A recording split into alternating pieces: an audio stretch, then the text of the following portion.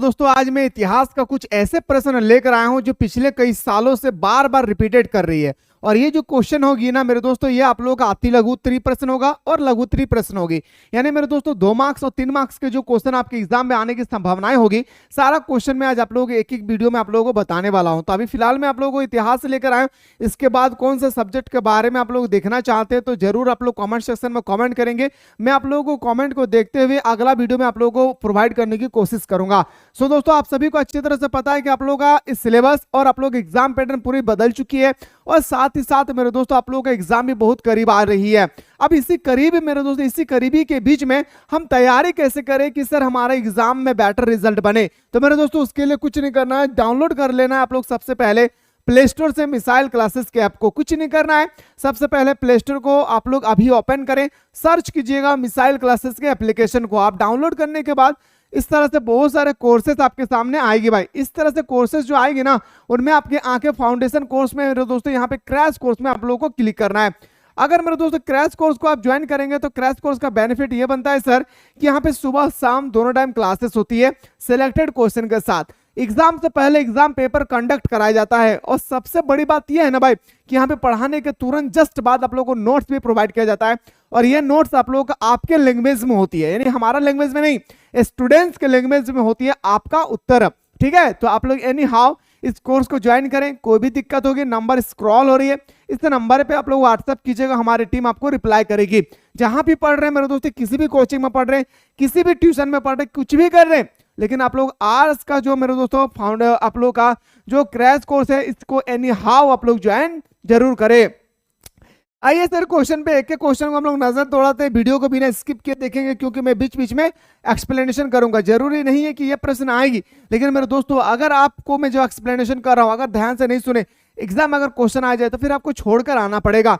सबसे पहले मेरे दोस्तों 2-2 क्वेश्चन होगा मेरे दोस्तों, 7 क्वेश्चन होगी, जिसमें से आपको मेरे दोस्तों 10 मार्क्स का होगा।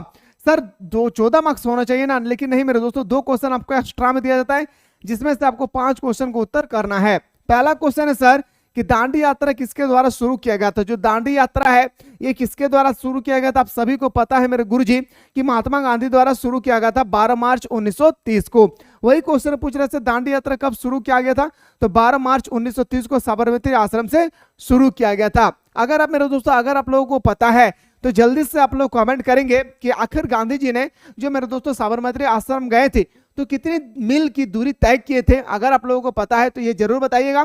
लेकिन मेरा क्वेश्चन एक और यहाँ पे बनता है सर कि कितने साथियों के साथ गए थे, बताएंगे सर 79 साथियों के साथ गए थे नमक कानून को तोड़ने के लिए।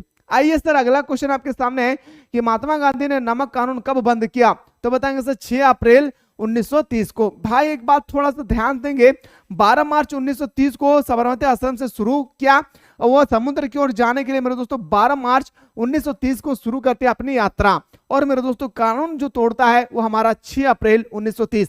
यहीं पे बंदा मेरे दोस्तों फंस जाते हैं कि आखिर हमारा आंसर जो है क्या होगा।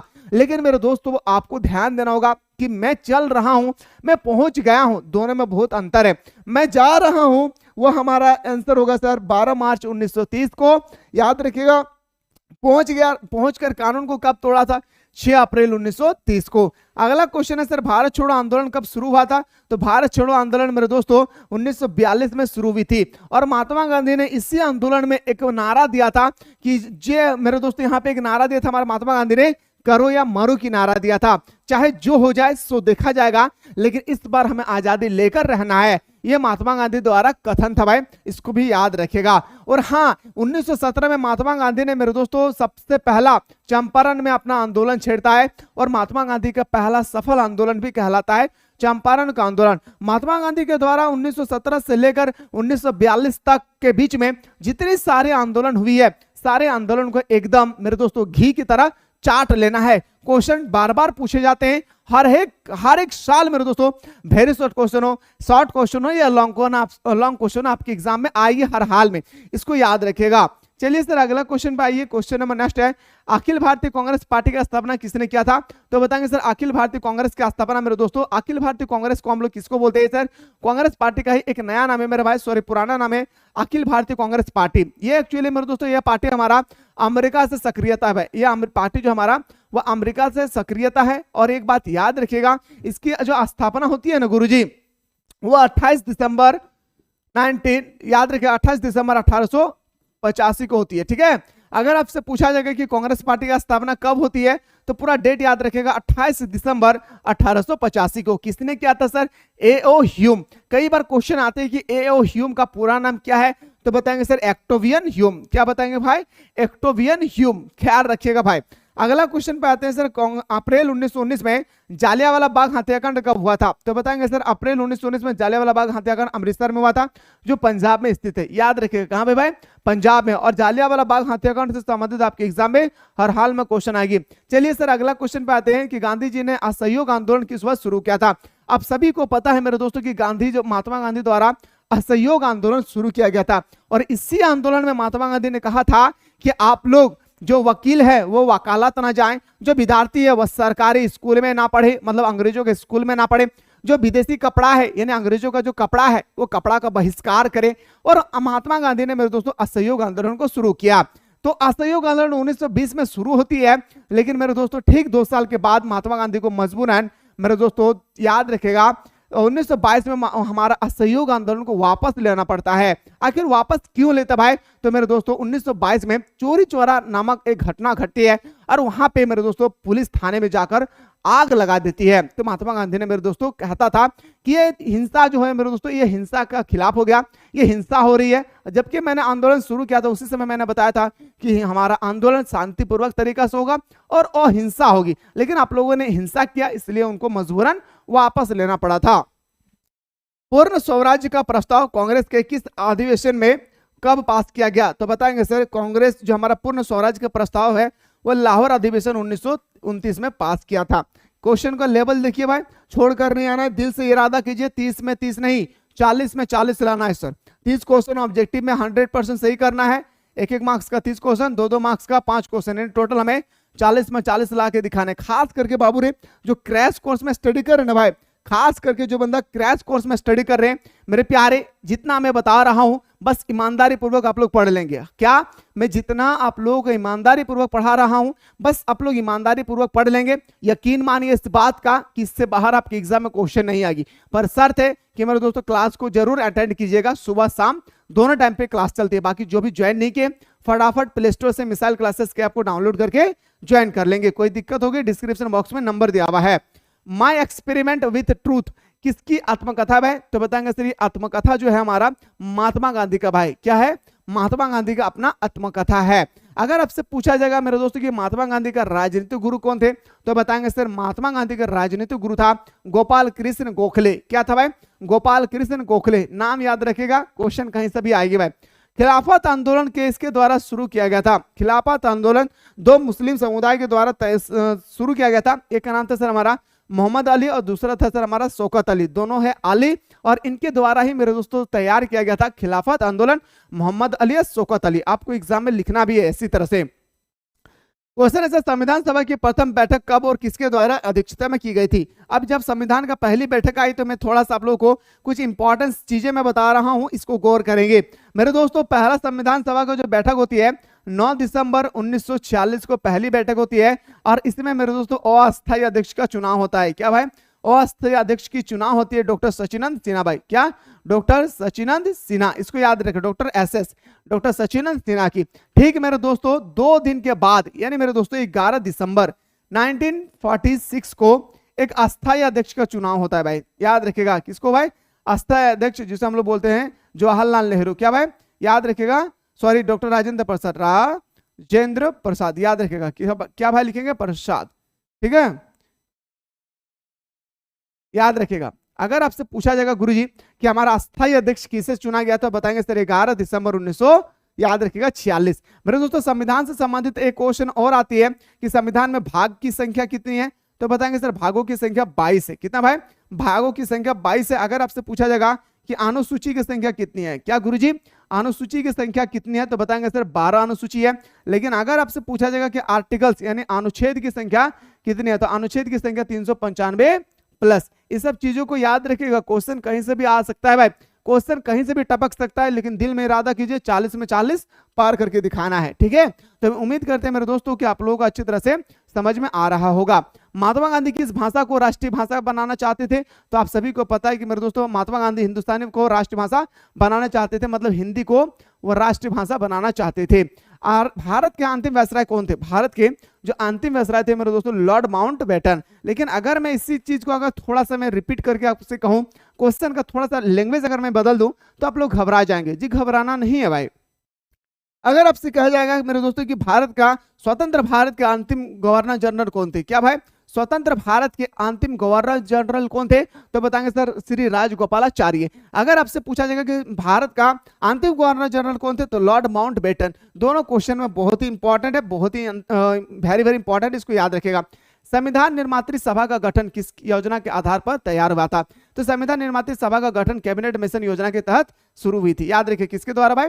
कैबिनेट मिशन योजना के तहत शुरू हुआ था। स्वतंत्र भारत के प्रथम गृह मंत्री कौन थे? भारत के प्रथम राष्ट्रपति, भारत के प्रथम प्रधानमंत्री, भारत के प्रथम उपराष्ट्रपति, भारत के प्रथम उप प्रधानमंत्री, भारत के प्रथम शिक्षा मंत्री, भारत के प्रथम कानून मंत्री। ये याद रखिएगा भाई। जितना मैंने अभी रिपीट किया हो ना 5 क्वेश्चन, पांचों क्वेश्चन के आंसर आपके दिमाग में पूरा आना चाहिए गुरुजी, अगर आप क्लास 12 का बंदा है तो, ठीक है। तो स्वतंत्र भारत के जो प्रथम गृह मंत्री थे सरदार वल्लभ भाई पटेल। क्या था भाई? सरदार वल्लभ भाई पटेल, इसका हमारा राइट आंसर हो जाएगी। आइए सर अगला क्वेश्चन में मूव करते हैं। क्वेश्चन नंबर नेक्स्ट पे आते हैं। संविधान सभा में सर्वप्रथम हिंदी को राष्ट्रभाषा बनाने की मांग किसने की थी? मतलब किसने कहा था कि हिंदी भारत का राष्ट्रीय भाषा होगी? भले अलग अलग राज्य में अलग अलग बोली बोली जाती है, लेकिन मेरे दोस्तों क्या भारत के अपना भाषा होना चाहिए? तो सभी ने कहा जी हाँ। सबसे पहले किसने किया? तो सुनिए उमर भाई, संविधान सभा में सर्वप्रथम हिंदी को राष्ट्रीय भाषा बनाने की मांग संयुक्त प्रांत के कांग्रेसी सदस्य आर.वी. धुलेकर ने की थी। धुलेकर ने की थी। एक्चुअली महात्मा गांधी ने किया था, लेकिन मेरे दोस्तों जो सबसे पहला मांग किया था वो था हमारा धुलेकर। याद रखेगा, भाषा के आधार पर गठन होने वाला भारत का पहला राज्य, याद रखेगा मेरे दोस्तों आंध्र प्रदेश। आंध्र प्रदेश मेरे दोस्तों याद रखेगा फजल अली। क्या भाई? फजल अली न्यायमूर्ति के अनुरोध में मेरे दोस्तों हमारा आंध्र प्रदेश का गठन होती है 1953 में। इस सब चीजों को याद रखेगा। चलिए सर अगला क्वेश्चन पे आते हैं। क्वेश्चन नंबर नेक्स्ट है कि किस रियासत के प्रतिनिधित्व संविधान सभा में सम्मिलित नहीं हुए थे? जब भारत का सारा शहर, भारत का सारा राज्य संविधान पर हस्तक्षेप कर रहे थे उस समय मेरे दोस्तों 2 था, एक हैदराबाद था, एक जूनागढ़ था। लेकिन मेरे दोस्तों जूनागढ़ का नाम ना के बराबर आती है। हैदराबाद मेरे दोस्तों चाहते थे कि हम स्वतंत्र राज्य बनकर रहे, हम किसी के साथ मिलना नहीं चाहते, ना पाकिस्तान के साथ जाएंगे ना मैं भारत के साथ जाना चाहूंगा, मैं स्वतंत्र रहना चाहता हूं। लेकिन मेरे दोस्तों सरदार पटेल और बीपी मेनन ने इन दोनों को समझाया, जूनागढ़ और मेरे दोस्तों हैदराबाद दोनों को समझाया, और समझाने के बाद इन सब लोगों को कहा क्या भारत में विलय हो जाइए। तो मेरे दोस्तों भारत में उसको विलय कर लिया गया। स्वतंत्र भारत के प्रथम प्रधानमंत्री जवाहरलाल नेहरू। याद रखिएगा स्वतंत्र भारत के प्रथम प्रधानमंत्री कौन थे भाई? जवाहरलाल नेहरू। संविधान सभा द्वारा प्रारूप समिति का गठन कब किया गया? तो बताएंगे सर 29 अगस्त 1947 को। प्रारूप समिति का अध्यक्ष कौन होता है गुरुजी? तो प्रारूप समिति की जो अध्यक्ष होता है वो हमारा भीमराव अंबेडकर थे भाई। क्या थे? याद रखिएगा भीमराव अंबेडकर को हम लोग प्रारूप समिति का अध्यक्ष मानते हैं।